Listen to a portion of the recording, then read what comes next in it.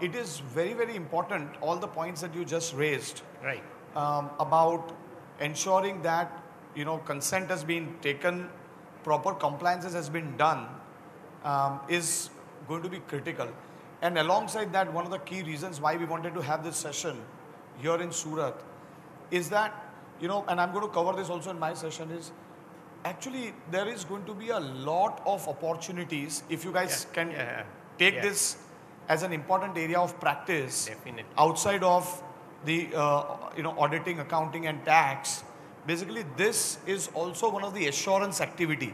Whenever there is a involvement of audit, right, any kind of an audit, I don't think there is any institution outside of the chartered accountancy which is authorized to do audit of financials, because there is no other machinery to do audit outside of that in an independent manner under a framework, under a regulatory framework.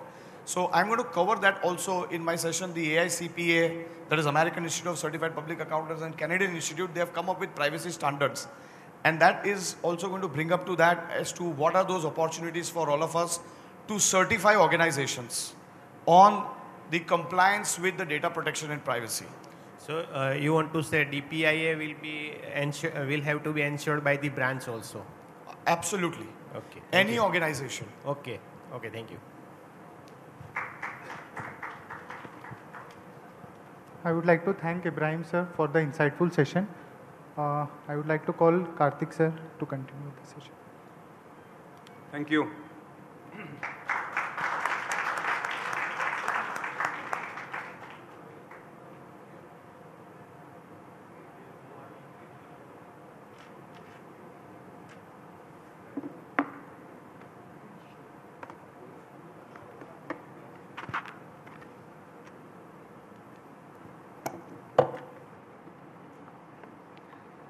So as we stop from there, and my session starts exactly from that place, I would straight jump into, and I know that most of you are very conscious about the upcoming match, and therefore most of you want to get back. So I'll just limit this session to to maximum of 25 or 30 odd minutes. But we'll cover the most important points, and particularly while Ibrahim has covered the entire technical gamut of the Act, what I want to cover is what are the business aspects and what are the business opportunities for the organizations, that is our clients, and for us. Okay? For us, it's a huge opportunity because it involves a completely new area of practice. And I'm not very sure as to how many of you have come across this subject. Of course, we have done IT systems audit, and the previous session covered the stockbroking, cyber resilience, and systems audit and all of that. And how many of us have actually come across the area of privacy and data protection audit? But let me tell you, it's a very well evolved concept. In some of the Western countries where the certified public accountants or chartered accountants are called upon, because there is absolutely no other machinery outside of the chartered accountancy prevalence that is there to do an audit. Whenever there is an independent audit, whenever there is an external audit, it is only and only the chartered accountants. And of course, there are other bodies like the company secretaries for doing secretarial audits, cost auditors for doing the cost audit and all of that. But whenever there is a general purpose audit, generally these responsibilities are entrusted to the profession of accountancy, because the entire framework of auditing around using the independence, objectivity, and the third-party reporting is being covered by the auditing profession. So having said that, I straight want to jump into, I think my slides are not moving. If somebody can just help me how to kind of move the slides, they're not even coming here. So while this is coming, AICPA has in particular brought up a framework which is AICPA Privacy Management Framework. And this framework basically calls upon the privacy and data protection auditors to audit based on certain principles and components. So earlier the framework was established in 2009 between two of the North American bodies, that is American Institute of Certified Public Accountants and Canadian Institute of Chartered Accountants. It came up with a concept of generally accepted privacy principles in line with what we have as generally accepted accounting principles. So there is a gap, basically, generally accepted privacy principles. Now, what I want to tell you guys is that, some of these bodies are very well established because there has been a need in those countries. There is a matured need of getting an assurance on privacy, getting an independent assurance on privacy. And that's why both these institutes created a framework. There is a very solid research that some of these institutes, they do, right? And based on which they've come up with this framework back in 2009, that is 2009, and they have now revised this in 2020. And in 2020, they called it as Privacy Management Framework. And this Privacy Management Framework establishes some components and what organizations need to do. So if a CPA is giving an audit report, he needs to follow this Privacy Management Framework and need to certify and give an audit report on the privacy standards compliance of the company.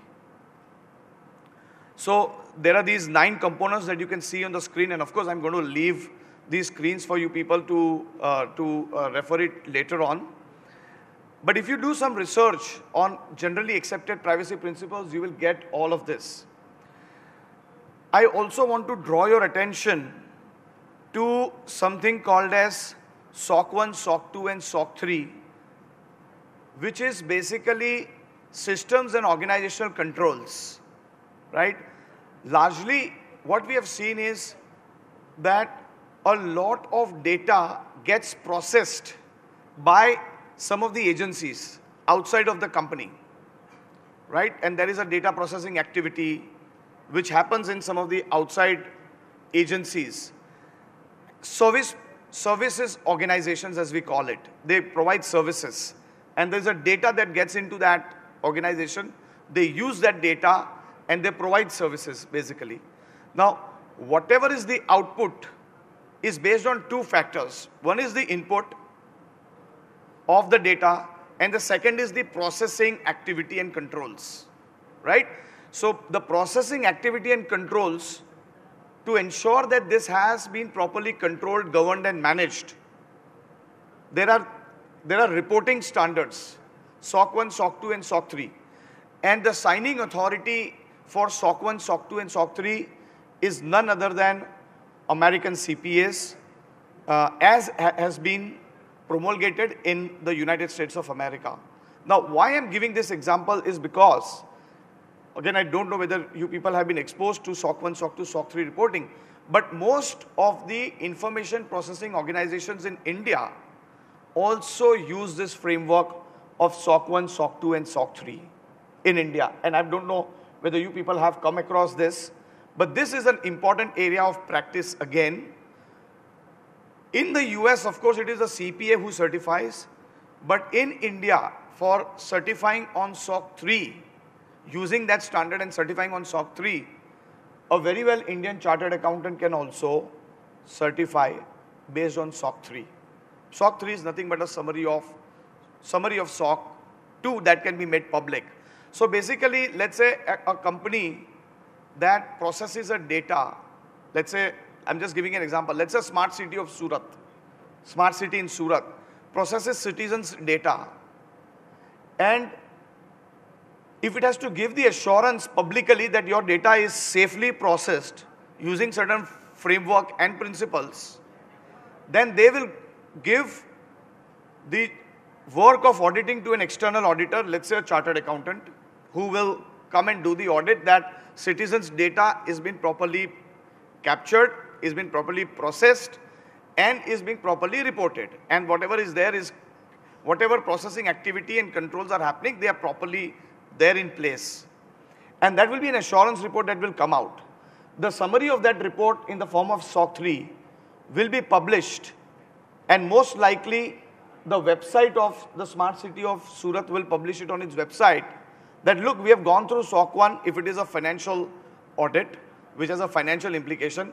If not a financial implication, and it's more of the 5 principles, which are, and you can see those here, on the left side, the internal controls for security, confidentiality, processing integrity, privacy, and availability of customer data, that is citizens' data. On those 5 principles, the SOC 2 audit report has been done, but here is a SOC 3 report that is made public that will give assurance to the citizens that look, certain processing activities and controls have been followed, and there are 2-3 pages summary report in the form of SOC 3 that is available on the website. Now, most companies, it's a paramount requirement to have a SOC 1, SOC 2, SOC 3 depending on the situation. As I said, if it's a financial processing, like a payroll company processing payroll data, then it is SOC 1 because there's a financial data. If it is not financial, then of course there is some kind of a data processing activity, like a citizen's data. Like, sir, you mentioned about the members directory, for example. That is the information belonging to the members. So basically, confidentiality, integrity, that is processing integrity, and privacy becomes applicable. And SOC 2 becomes applicable. Sometimes both SOC 1 and SOC 2 both become applicable because it's financial as well as non-financial. And when you do this audit, it is a paramount. It is the most important necessity that you will go out and tell your customers, I have done the audit and I'm processing it properly. As an end customer in these countries like US and Canada and some of these countries, the customers ask for SOC 1, SOC 2 audits and shows the report in the form of SOC 3. It goes to a level also that the customer will come back and challenge the SOC 3 report and say, look, SOC 3 says this, but does it cover this really? Right? And there is a dialogue and there is an engagement that happens between the organization that gives that report and the end customer.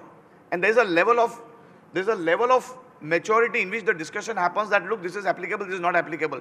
And so much so that even American Institute of Certified Public Accountants have created a penalty framework that if a CPA is not knowing this and doing it negligently, or if there is any problem, or if there is any misreporting, there is a straight away $25,000 US dollars fine on the CPA. So that's a kind of a framework.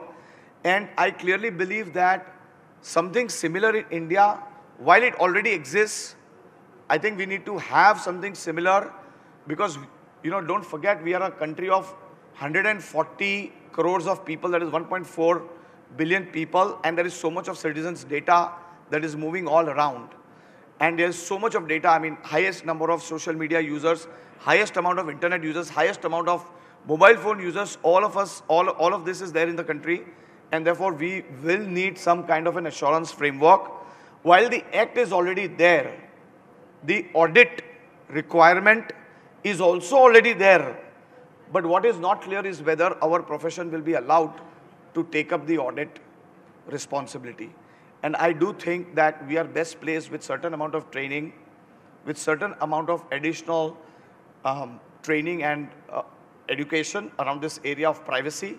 I think most of us, because we have done audit under a financial statements environment, I think we will easily be able to do an audit because what is data? At the end of the day, though it's not numbers, it's still data, right? And we know the controls around the data and we know the governance around the data. Since we have done the financial statements audit, I think this is very much something that we should have.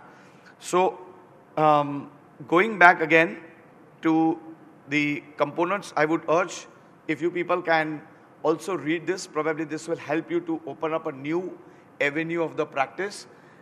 Though maybe the regulatory environment in the government may or may not necessarily entrust us to do this audit.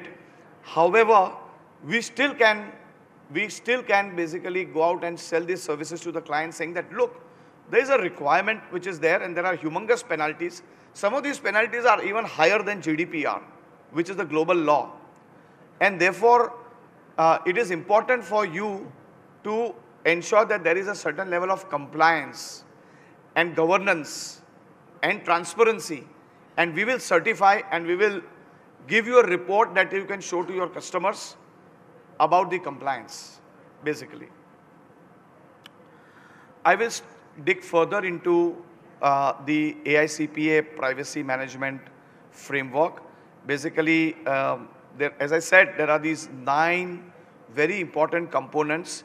I would urge for you to go through some of these components. It will probably enlighten you on a little bit more on the assertions. And I'm sure you are aware about the financial statement assertions like completeness, accuracy, and some of those, right? Existence, accuracy, rights and obligations that we do when we actually do a balance sheet audit and an income statement or P&L audit. Likewise, these are the assertions. Basically, when we are talking about the components, basically we are talking about that particular area of assertion of the privacy management framework. And whenever the certification happens, the framework that is used is SOC 2, but it covers all these 9 components for reporting. All of these 9 components for reporting. I would also draw your attention to a couple of international standards on data protection and privacy. 29100 is again a ISO standard. There is also another ISO standard which is 27701. I repeat, 27701, which is again on privacy management. There is a slight difference between the two, and of course I'm not getting into a lot of technical differences between the standards. But whenever that you are going to do the audit, whenever this area opens up and you are interested in giving privacy assurance to your clients, then I would urge you to please look at some of these standards. ISO 29100 and ISO 27701. Both of these are related to privacy, and both of these are relevant when it comes to the assurance on privacy, compliances and controls on privacy, and data protection. Now coming back to the SOC 1, SOC 2, SOC 3, I think we similarly have some of the Indian requirements in the auditing standards also. I don't remember current standard, but there used to be SSCA 18 or something, which is there in India, which is a copy of what used to be earlier called as SAS 70. Earlier, SOC 1, SOC 2, SOC 3 was called as SAS 70 in the US. Statement on Auditing Standard 70, which got replaced by SOC 1, SOC 2, SOC 3. In India also we had a similar standard, but I have not seen the Indian standard so much in practice. There is no reason why it should not have been in practice so far.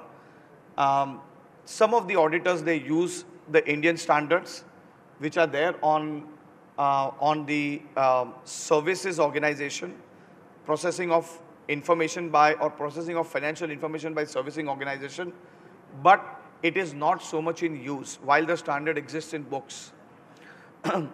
I would again urge you people to go through some of these standards, SOC 1, SOC 2, SOC 3. SOC 1, as I said, is about financial statements and reporting. All that concerns financial statements and financial processing, anything that has a financial processing implication, that is covered by SOC 1.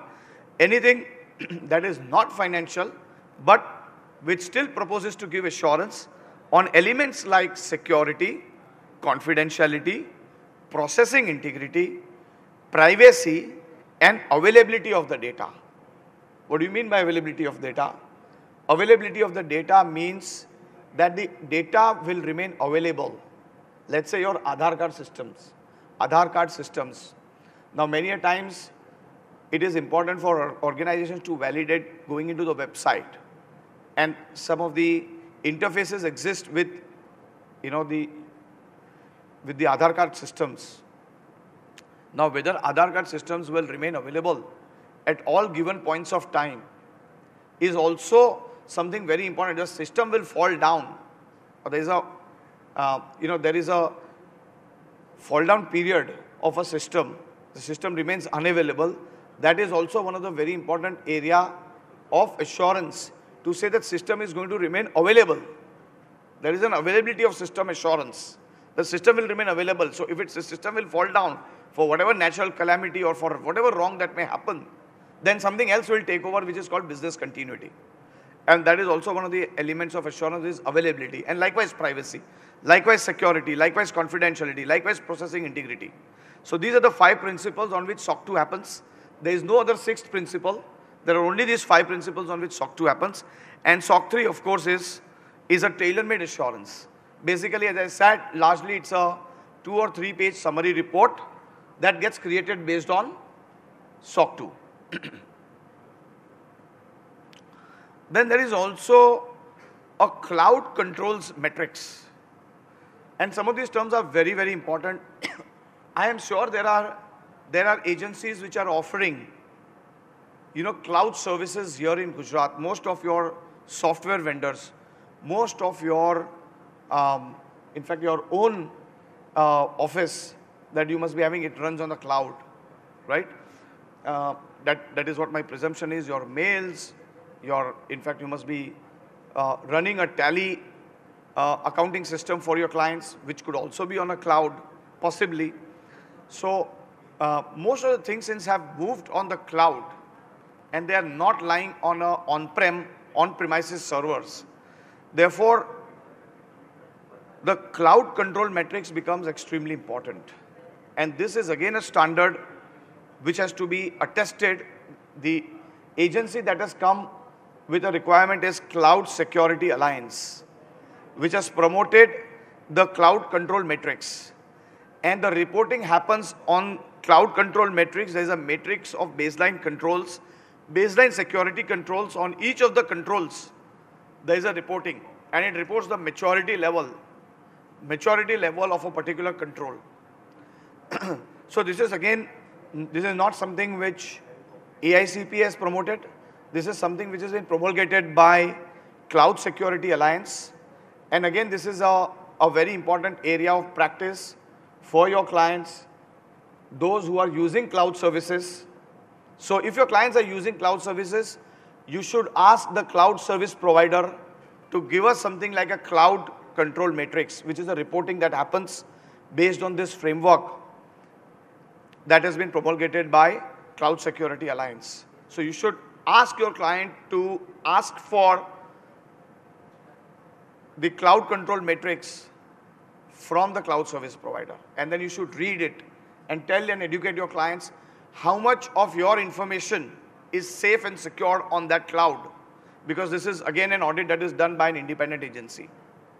Likewise, it also opens up opportunities for you to go and do an audit of the cloud service provider on the cloud control matrix. So doing exactly an audit and reporting and creating a cloud control matrix report for the cloud service provider.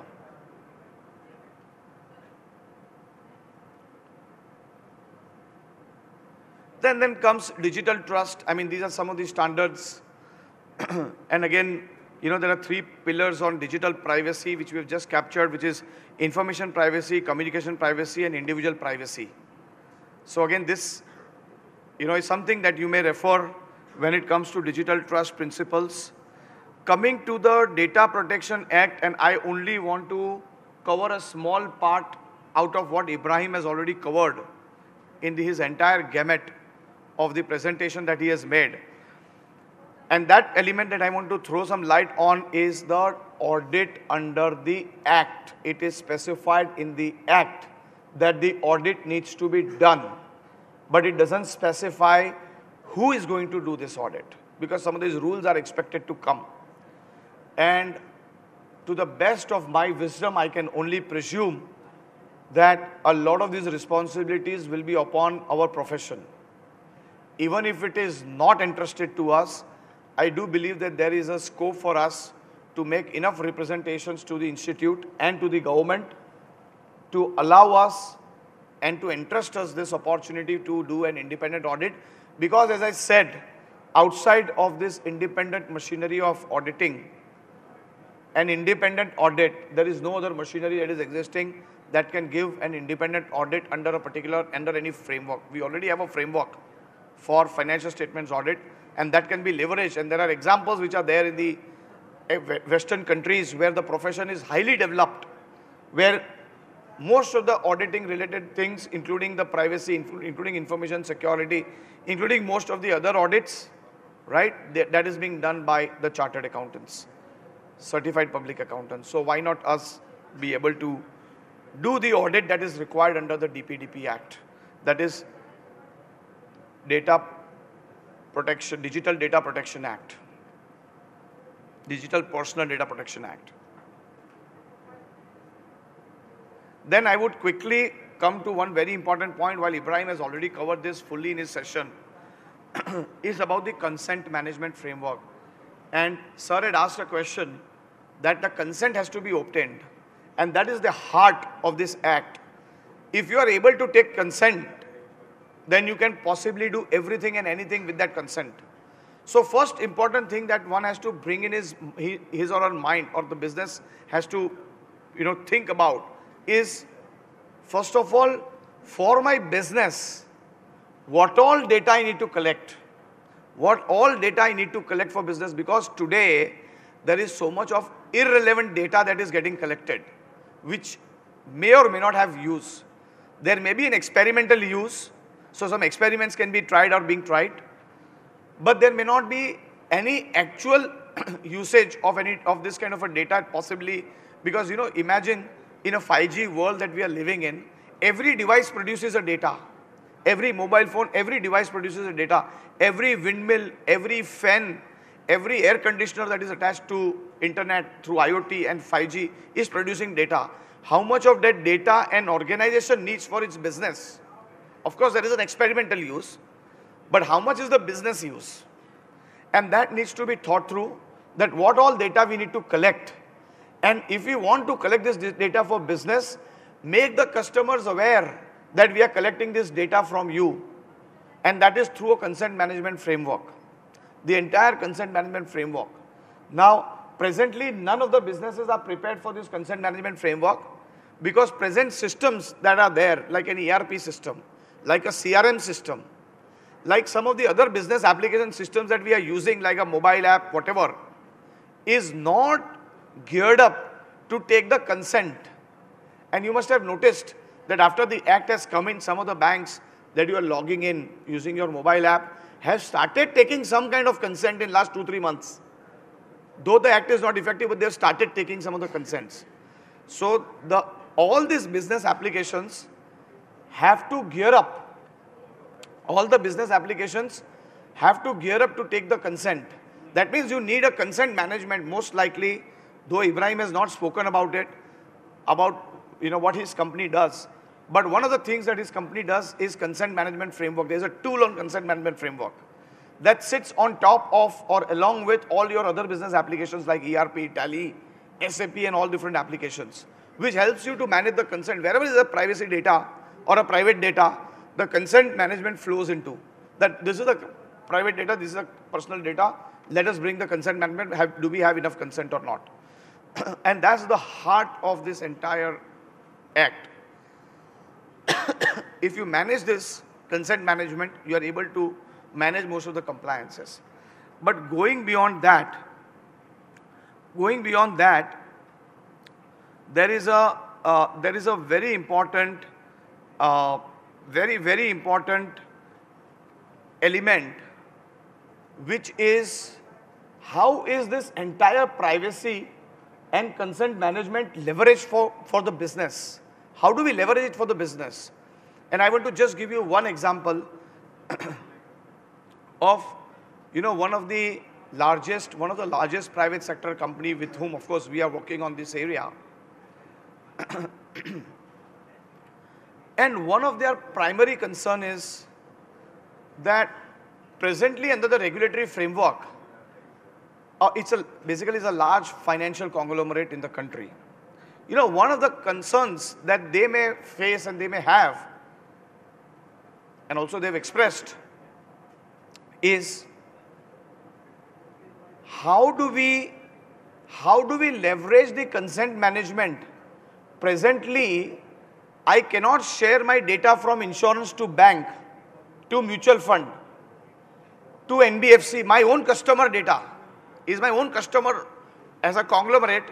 I am giving that customer the NBFC services. I am giving that because, if it's a home loan or maybe if it's a vehicle loan, I am giving it under NBFC. If it's a business loan, I am giving it under the bank. If it's an insurance product, I am giving it under the insurance company. If it's a mutual fund, then I'm going under a mutual fund and giving that service.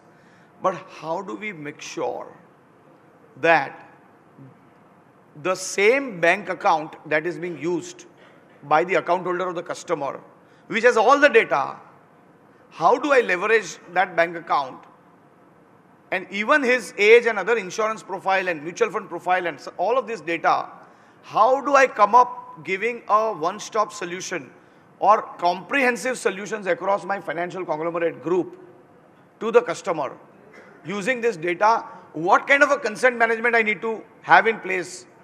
So I need to have a consent management, first of all, in the main sponsor entity where the customer is a prime customer. It may not be always that a customer is only a prime customer in the bank. He may be a customer in the bank, but his prime services are mutual fund, or his prime services are insurance, or his prime services are NBFC. So how do I make sure that we can have this customer as a bank or as any other financial services provider, that this data I am leveraging for all my business units. So for example, if I am a bank A and I have an insurance company A, while he is using a bank account A, but for insurance he is using some other conglomerate, then how do we have that information with us, that whether we have the product that he is utilizing, and how do I promote insurance, my own insurance product? So presently the regulatory environment doesn't allow that, but there is a wide range disruption that is happening in the digital space when you have all of this getting sold through a telecommunications provider or through some of the agencies, digital marketing agencies. Now, for these digital marketing agencies, there are no regulatory frameworks that are applicable because they come under different industry. They're not bank, they're not insurance, but they're selling everything. So that is a very, very important question. And according to us and according to some of these clients that we have, the answer lies in consent management. Though there is no regulatory permission, on strict black and white, there is no permission that you can share the data across the group.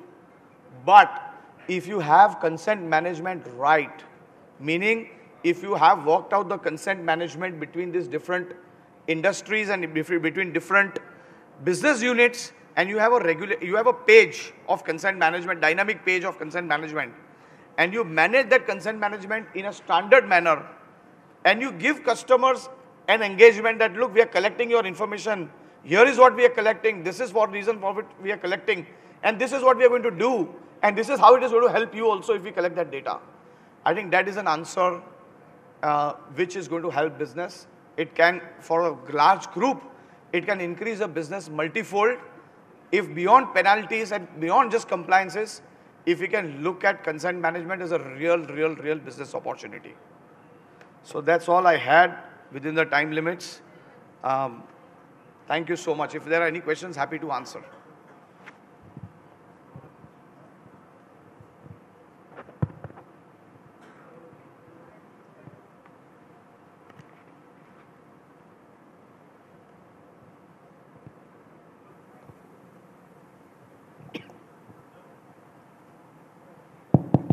Do you want to use this mic?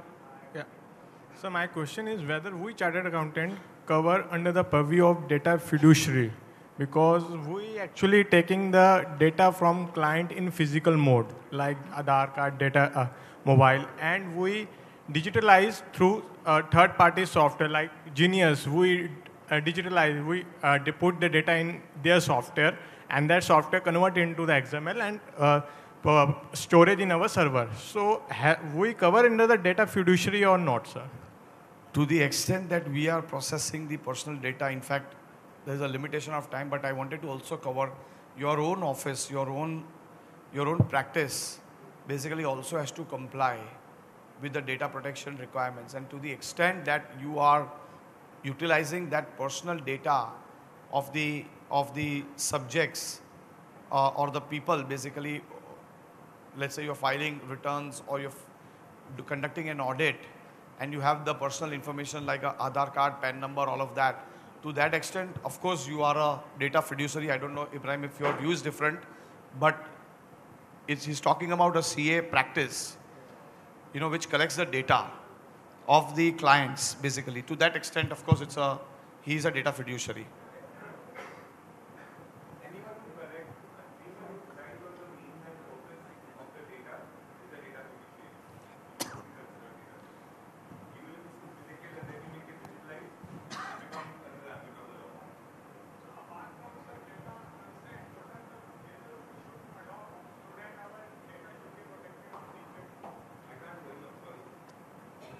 Please give the mic.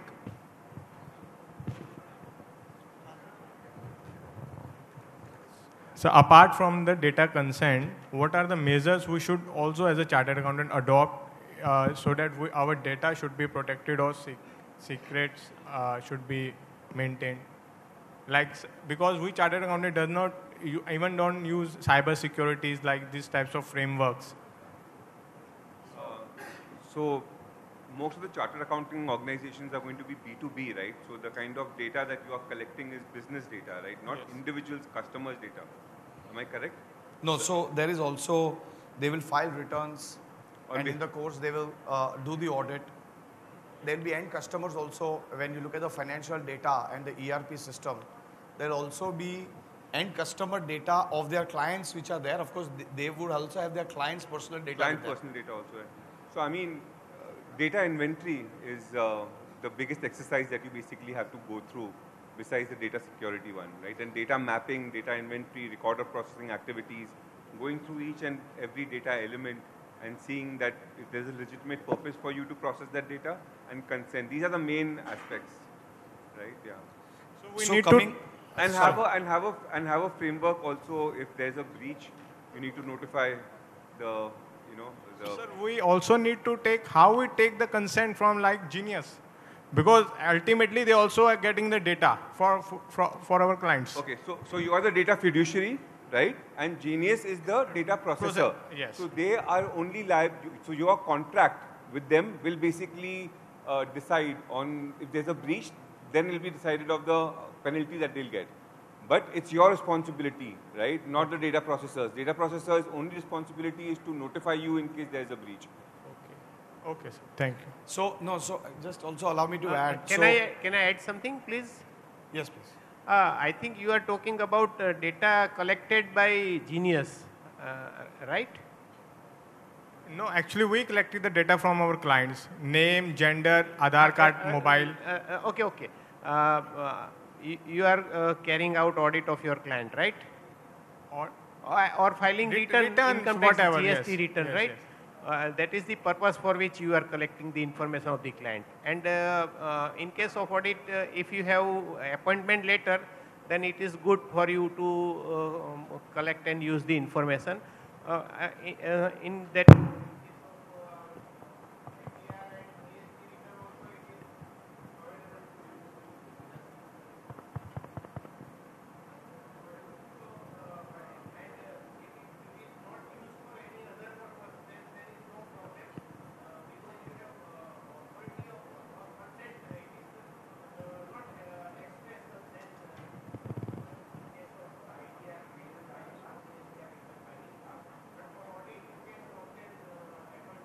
No, we need to take consent. No, so consent will be needed. Consent will be needed.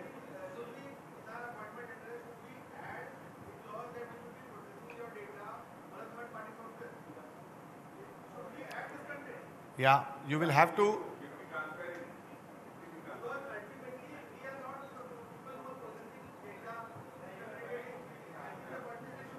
Sir, first of all, you are not authorized unless you inform your customer or a client that you're going to get it processed through an outside agency.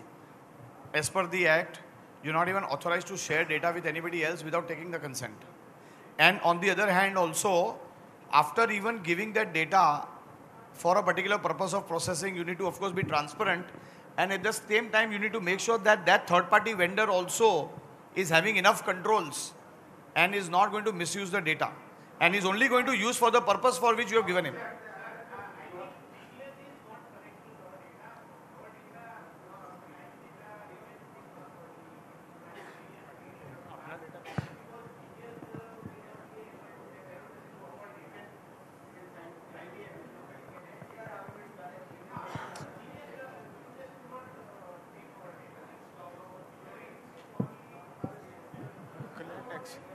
Yeah, and just one second, one second.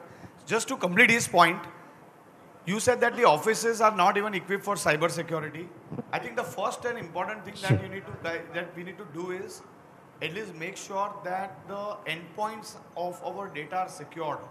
Meaning your email IDs, your employees cannot use Gmail IDs because after they will leave, those Gmail IDs will go away with him or her.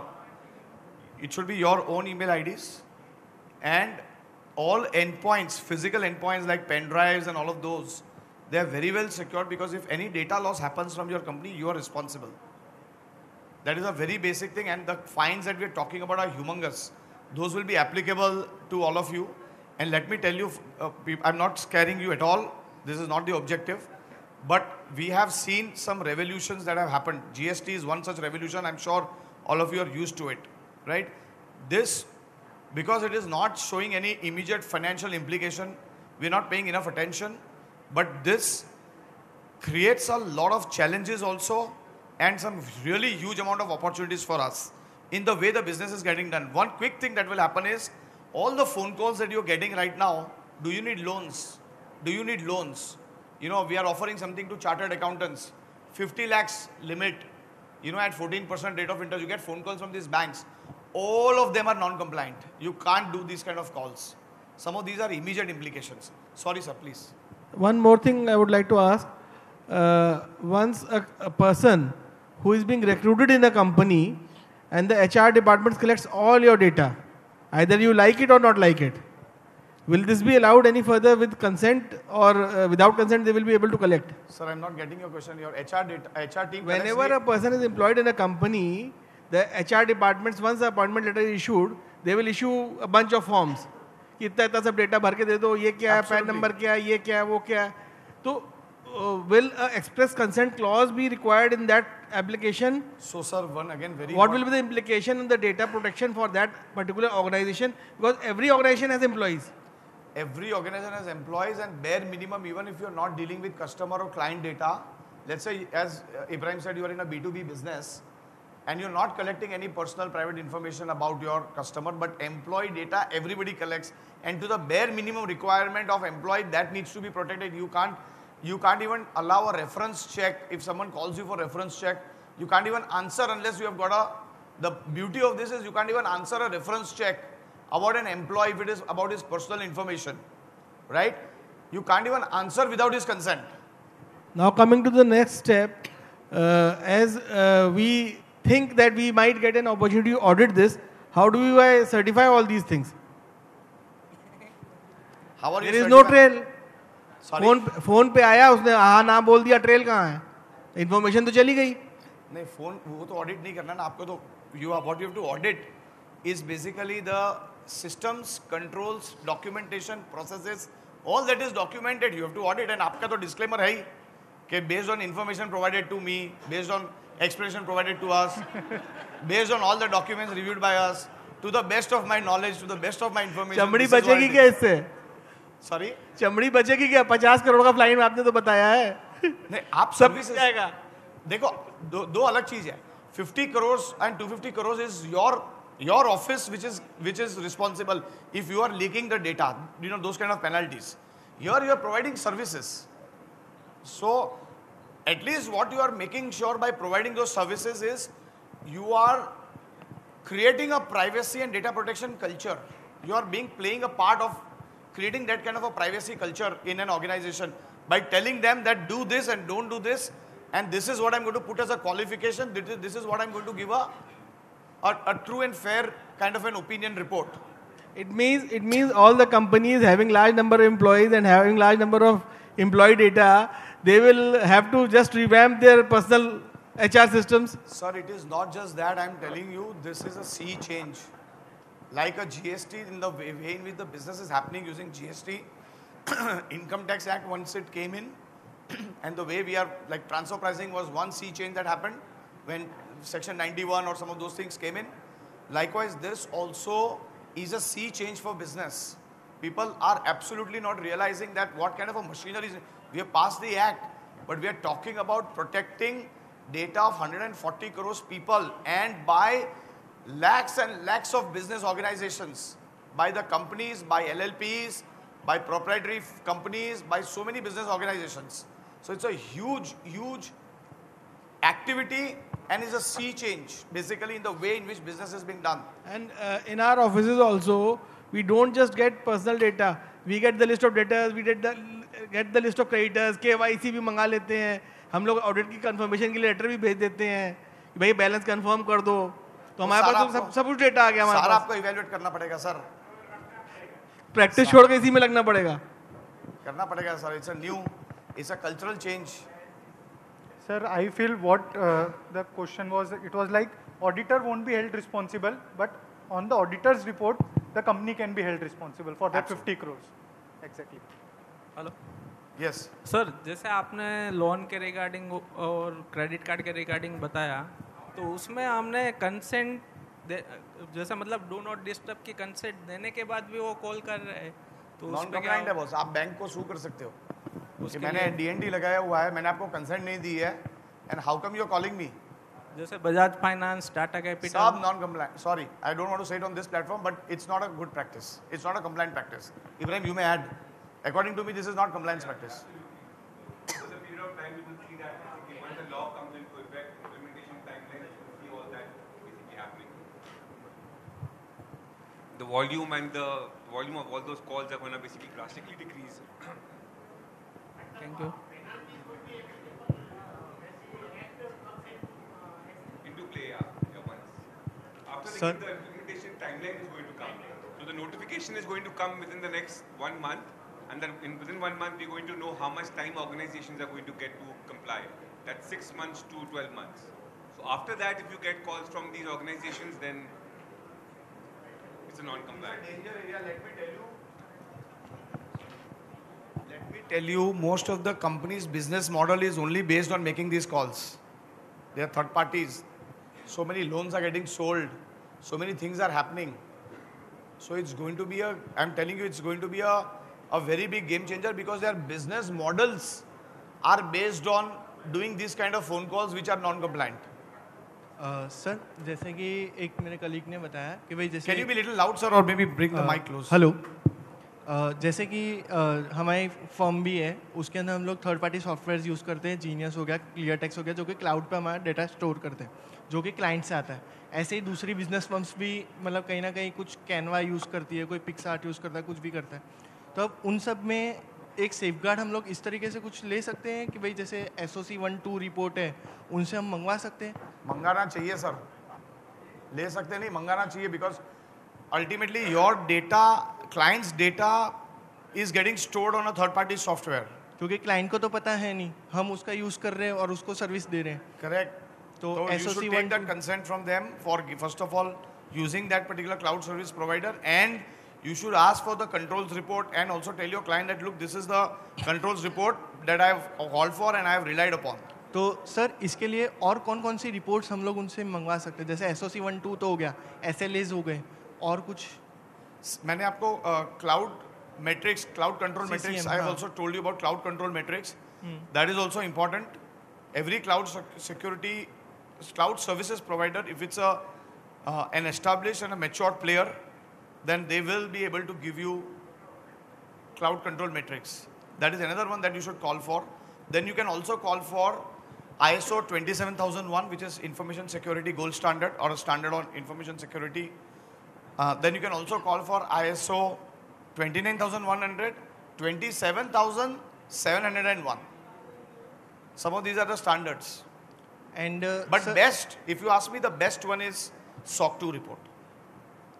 Sir एक और भी question था, जैसे suppose करो ये लोग और and one more thing, it is not just calling the SOC 2 report. You need to also ask the right questions looking at the SOC 2 report, what does it cover? Because a lot of times it so happens that on the 5 principles, there are only 3 principles that are covered. Like for example, I would urge you to look at some of the publicly available reports on SOC 3 and SOC 2 for some of players. I'm not giving specific examples, but let's say Microsoft Azure, or let's say AWS, and some of these, there would be some of the reports that may be available, let's say. And when you look at it, you will probably realize that it doesn't cover all 5 principles. For example, privacy is just not there.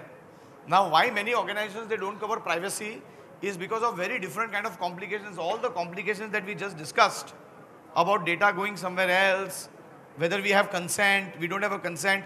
I just want to ask you a very simple question. Income tax. When you are processing income tax returns, are you taking any consent from the client for processing income tax returns? No, because that was never a requirement. The Act of Data Protection says that you need to take consent for all the activities that you are doing for your customer and collecting that data. So you need to take formally the consent, basically. And most of these issues have already been faced by the Western countries, okay? Because their acts, like Ibrahim mentioned, they have passed the acts long before. And therefore, they have created this kind of framework, SOC 1, SOC 2, SOC 3. In our place, in our country, probably we don't even have the framework ready yet. Okay, how does the audit will happen? We have penalties. But these penalties are humongous. How will business organizations also prove that, what they have done is enough? There has to be standards. और वो reporting और assurance standards ही नहीं है, frankly speaking. So you can imagine the dilemma, which will come up. I'm sure it will come up over a period of time. Sir जैसे कि कोई vendor हमें SOC हमने रिक्वेस्ट किया उससे, या कोई भी रिपोर्ट सीसीएम और वो सब किया हमने, बट उन्होंने नहीं प्रोवाइड किया, ठीक है? या तो नहीं प्रोवाइड किया, या तो जवाब नहीं दिया हमें, या फिर वो नॉन कंप्लाइंट है. देन हम लोग तो वो सॉफ्टवेयर यूज़ तो करने ही वाले हैं. तो व्हाट कैन, मतलब हम लोग क्या डिस्क्लेमर या क्लाइंट के साथ जो एंगेजमेंट करते हैं उसके अंदर हम लोग उसको डाल सकते हैं, या फिर उसमें ऑप्शन ही नहीं कि हमें वो प्रोवाइडर, सर्विस प्रोवाइडर के साथ बिजनेस बंदी कर देना पड़ेगा? ये थोड़ा ट्रिकी क्वेश्चन है. It's a tricky question because ultimately when you will not have only one service provider is there for the whole industry, or he is not giving you the SOC 3 or SOC 2 report, then what will happen basically? The work that you will have to do, you can't stop the work, but at the same time you will not be compliant because you are hosting in somebody else's system. It's a slightly tricky area. In my view, when this act becomes a reality, all of these things will come into questions and we will have slowly answers to all of these. Presently, again, since you are asking this and since we are getting into and dwelling into so much of details, let me tell you, most of the people and most of the consultants would only want to try to see कि भाई इधर compliance का दिखाओ, सबको compliance का दिखाओ, डर दिखाओ, ये 50 crore का penalty है, 500 crores का penalty है, because that's the level of penalties. So, and it may go up to that. It may be less, but it may go up to that. ऐसा नहीं कि कोई उसके ऊपर भी फिर you will have a whole appellate mechanisms. If the person is going and saying अच्छा charge करो तो there will be appellate mechanisms also. But as we get into the real implementation mode, I think some of these things will properly iron out and become a part of the business practice. Ideally, it will not happen that somebody is taking the data, processing it, and will not give you SOC 2 report, SOC 3 report. They will have to give. SOC 3 report means India ka equivalent of SOC 3 or SOC 2, for which also standard is existing, we are not using it. But most likely here also when we are domestic also, while we are not certifying by CPA, for us also in India, because it's a very well established standard, framework, everything is available. So in most situations, we also, when we do domestic reporting also, and we sign as a CA also, then also because it's the government or the promulgation of standards is not there to that extent. So we very well make use of SOC 2 and SOC 3 in Indian reporting also. And most likely, आप अगर कोई भी IT companies के website पे जाके देखोगे, आपको मिल जाएगा SOC 2, SOC 3 report उनके website पे. So we'll conclude the. Sorry, just may I? Yeah. Last Please. question. Yeah, please take one-to-one. Actually, we are getting late for. We can talk on the lunch. Yeah. We'll just conclude the session. Thank you, Ibrahim sir and Kartik sir. What I learn is we are auditing around the devices, but soon it will be auditing of the devices. Now I'd like Dushan sir to give the vote of thanks. Thank you, Subham. I think it was a very wonderful session about the data protection and privacy. Many of you have the questions, but we can take up in the lunch session. Sir is there in the lunch hours also. It's very difficult to sum up this today's sub-regional conference on a very enterprising topic, Avinya. This comes to end of the 2 days sub-regional conference. So on behalf of Surat branch of WRC of ICAI, we would like to extend our heartfelt gratitude to all the speakers of the 2 days who have come from the Delhi, Jaipur, and from Mumbai, and enlightening the members of Surat branch with the new avenues in the profession. Thank you very much, sir.